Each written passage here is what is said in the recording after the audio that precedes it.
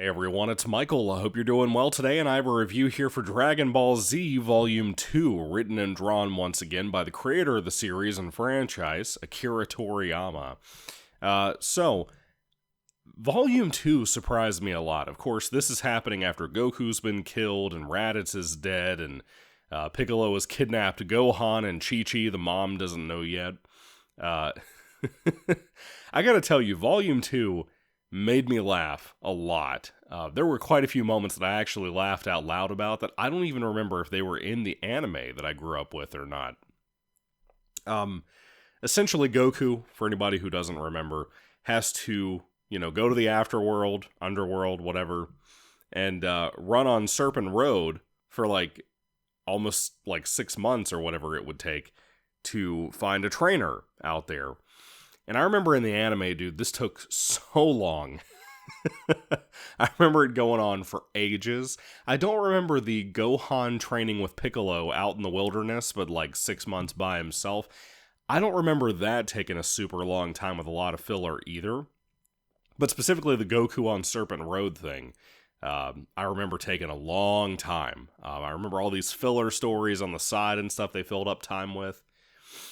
But that's mostly the situation in this book. It's mostly everybody training, not just Goku in his situation trying to find King Kai for the first time.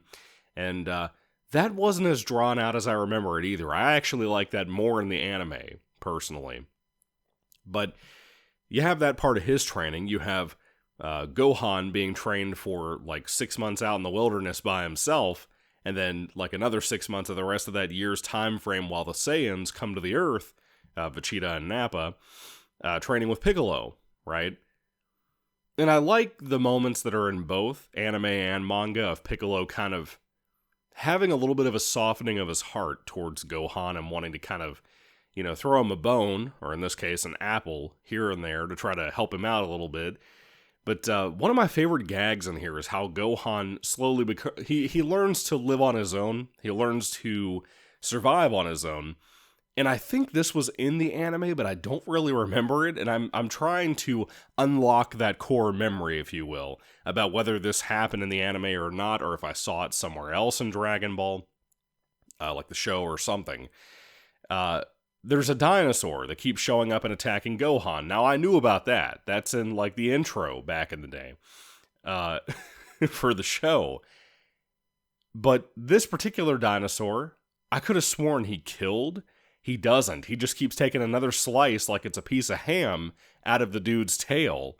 And then at one point he makes a comment in the book that I don't remember at all, and I feel like I would have remembered this if it was in the show when I was growing up, where he says, "Don't lizards grow their tails back?" or some shit like that.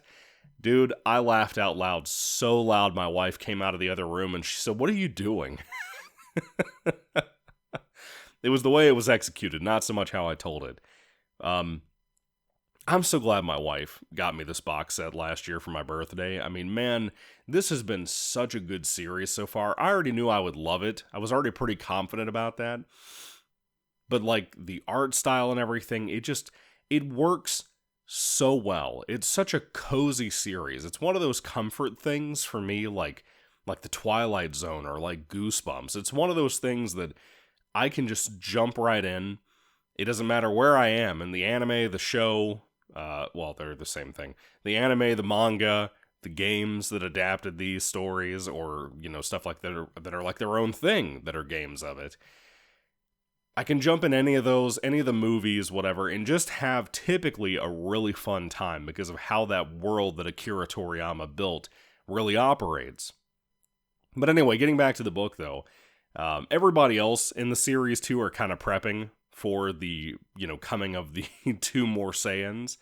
And it never really occurred to me, too, that, Yamcha and Tien and Krillin and everybody got a lot of training, too, and that the idea, and for some reason this never made, a connection in my brain, I guess because I was really young when I was watching Dragon Ball Z when it first kind of came to America, it never really occurred to me the stakes that, wow, Raditz was really hard for Goku, the greatest warrior on the planet, and Piccolo, the greatest villain of the planet at the time, to try to beat. If Raditz was that difficult, well, now we have two Saiyans. How are we going to try to beat these guys? Especially if Goku's dead, we might be able to bring him back to life with a wishing of the Dragon Balls. We're putting him at risk because of Raditz, he died. It never occurred to me the stakes that, number one, you could only be brought back once with the Dragon Balls, but number two, that they had two of these crazy Saiyans that were supposed to be a lot more powerful than Raditz was. But I like how that's handled here. Those stakes were kind of outlined more here to me than in the show when I was growing up, or even rewatching it as a teen. Well, I guess I was a young adult, but still, last time I watched it, all the way through. But, yeah, this was, dude, you gotta understand, like, my favorite parts of Dragon Ball Z pretty much goes from when Goku turns Super Saiyan for the first time, or at least when Goku shows up to fight Frieza in the Namek Saga, or the Frieza Saga, whatever it's called. From that point onward is really where I love Dragon Ball Z. Before that, I like it, like in this era, like when Goku and Vegeta are fighting in the upcoming books, the Namek Saga beginnings and all that. I like that stuff. I've always enjoyed it about Dragon Ball Z. But Dragon Ball Z for me was always, as soon as Super Saiyan was introduced, that's really when, to me, it became the coolest thing ever. Yeah, but I feel like even in these parts of the series that aren't even my favorite parts of the show, it's still good. Toriyama's writing is really dense in the sense that he doesn't waste a panel. He makes everything worthwhile and worth your time.